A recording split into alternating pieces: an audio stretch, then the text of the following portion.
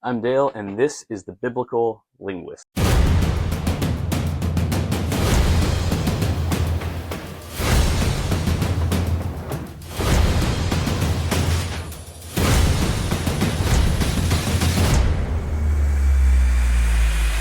Hey guys, what's going on? Welcome back to my Bible study. Today I'm super excited because we're going to jump right into Matthew 17. 17 is a good number. It's a holy number. We got a 1 and a 7, one of my favorite numbers. And we're finally to the point to where I could basically do one passage at a time unless it starts to get more repetitive, but I don't anticipate that happening. So, here we go. Pese un geniai apo Abram eus David geniai déka tésseres, kai apo David ius tis metoikesias Babylonos geniai déka tésseres, kai apo tis metoikesias Babylonos ius tu Christu geniai déka tésseres. Alright, so we got a lot of new words here. Pasai means all. Un is a strange word. It means so. A genii, the generations. Apo, since, or from. Abram, Abraham. Ius, David, to David. Genii déka tésseres. So this is all one sentence. So genii déka tésseres means 14 generations. And I said a couple videos ago that I was not going to teach the numbers, that I'm basically not teaching Greek 101 here. I'm just trying to translate passages fluidly so that you could kind of pick up on the grammar, the words, the flow, the patterns of the language. For context, I think we do need to know the numbers. We do need to know the basics.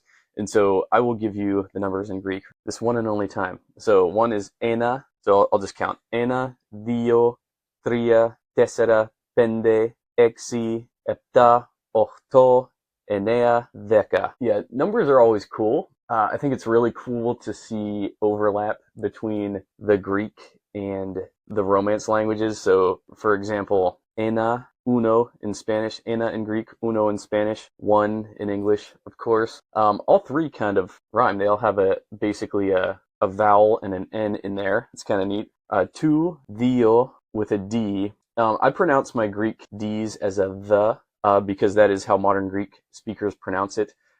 There are dialects in Spanish as well that do this as well. That's why I actually kind of prefer to pronounce it as a the as opposed to a duh. So δύο is two, dos in Spanish, due in Italiano. All right, so then we have tría, which is like our three, sounds like three. Tres in Spanish, tría. Tésera, that's a really interesting one. Cuatro in Spanish and Italian. So tésera is four. I don't quite know where that comes from. The only thing that I think we have in English that's even remotely related to that is if you see the Marvel movies, Loki had what's called the tesseract. Okay, so this is interesting. A tesseract is a four-dimensional geometric object. It's the four-dimensional equivalent of a cube. Okay, so there you go. Four-dimensional, four dimensions, tessera. So that's where we get the word tesseract from. Pende is five, cinco in Spanish, cinque in Italian, five English. I don't know where that comes from. It might be where we get our word pending from, but I don't know why or how that would have happened. Exi is six, seis in Spanish, exi. Eptá is seven, siete, eptá, seven. Októ is eight. Kind of sounds like our eight.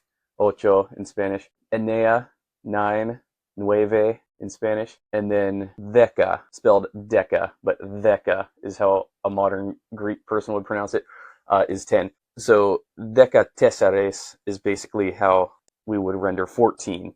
And it's 14 generations, and this is important. All the generations from Abraham to David were 14 generations, essentially, is what this sentence is saying. Pase, all, un, I don't even know what this is doing here. Maybe this is to serve as therefore. So maybe if I were to translate it literally, I would say therefore, all the generations from Abraham to David were 14 generations. That's how I'd translate it professionally if it were up to me. And according to Bill Mounce's website, they translate it as, so all the generations from Abraham to David were 14 generations. I like my translation better.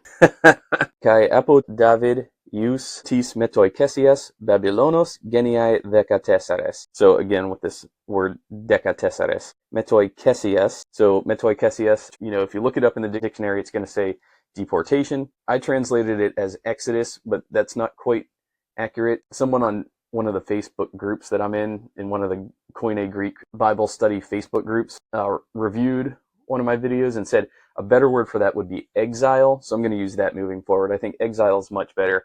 Deportations just feels too modern. The exile was a period of about 70 years, I believe, and it was the forced removal of the Jews from Jerusalem to Babylon.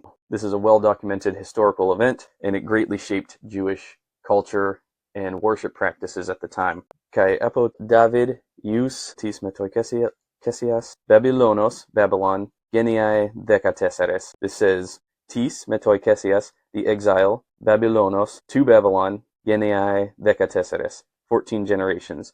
So I'd render this, and from David to the deportations to Babylon were 14 generations. Kai epo tis metoikesias Babylonos eus tu Christu geniae dēka tésseres. And from Babylonian exile to Christ were 14 generations. So the big word to take away from this one is going to be dēka tésseres, which is 14. That's the big one that I would commit to memory here. I will leave a list of the numbers 1 to 10 down below.